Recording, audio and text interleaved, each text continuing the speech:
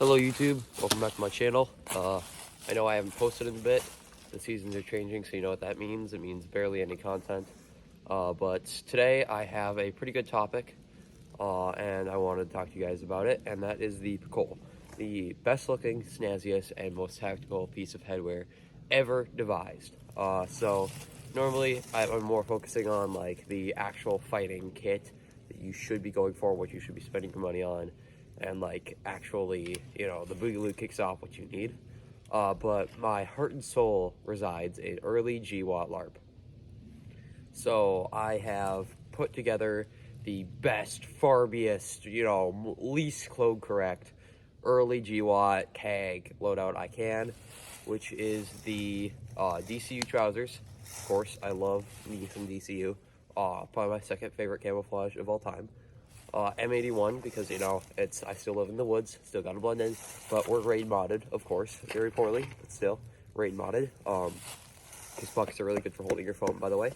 And the best boots ever created, because you're nothing without your boots, and that is the Ultima Jungle Boots in Coyote Tan. That is probably the least code correct thing on this kit, other than the rifle.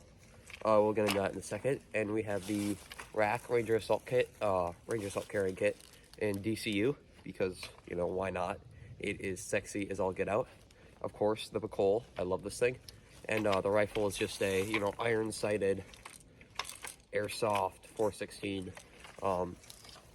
Not code correct at all. My go-to-war rifle is pretty retro, so I think that's a little bit more code correct. And so, yeah, we're going to be talking about the Pakol. And what is the Pakol? Where does the Pakol come from? Why am I talking about the Pakol? And why is it used as this kit? Well, the Pakol comes from the Pashtun people of Afghanistan, who are just these mountainous, I wouldn't say they're nomadic, but they're tribal people who live in the mountains of Afghanistan. And a lot of them resisted the, you know, Taliban invasion and attacks and all of that during the early GWOT. And so, you know, Counter Assault Group, CAG, would go up with them and they would fight with them against the Taliban and other threats such as that.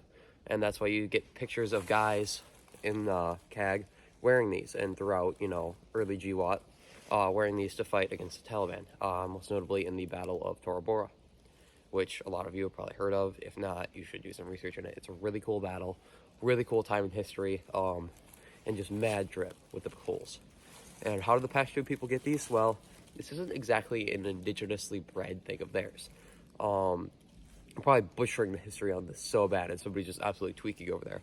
But Americana Pipedream Apparel, which is where I bought this, has a very good video explaining the history of it. But I believe these were brought to the Pashtun people by traders about 500 or so years ago. So I know that sounds like a long time ago for our Western brains, but you gotta remember that these people have been living basically the same way for thousands of years. I mean, since Jesus was born. So this is a pretty recent thing to add to their wardrobe. And I mean, let's be honest, if you saw this, you would not hesitate to snag this up, because this is the snazziest thing in the world. I mean, just look at this. Oh my goodness. Just look at that. But yeah. So I decided, because I love the early GWOT, you know, LARP, I needed a Pakol. I've been putting it off forever. Finally, I saw it for sale on Americana Pipedream. You know, they were 20 bucks. I live in Wisconsin. It's free shipping, so I bought it, and I love it. Quite possibly the best financial decision I've ever made in my life. But yeah, it really completes the early GWOT, you know, just a chest rig, no armor vibe completely. And yeah, why do I think it's the most tactical piece of headgear ever? Because it just is. I mean, just look at it. Like, there's nothing you can't do with this. Like, seriously. Makes any kit better.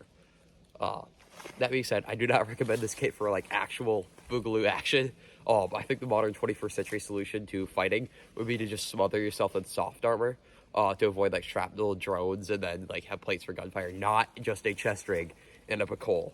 Like, you want a, like, MiG-2000 covering your ears helmet. You might even want, like throat protectors and, like, even a face visor if you're sitting in a trench, because it's just mad world out there. But back in, like, 2001, I mean, this was peak performance. Like, you could not beat this. So, this is kind of my thoughts on it. I wanted to show you a cool piece of headgear and rant about how much I love the early GWOT gear. But thanks for watching. Bye.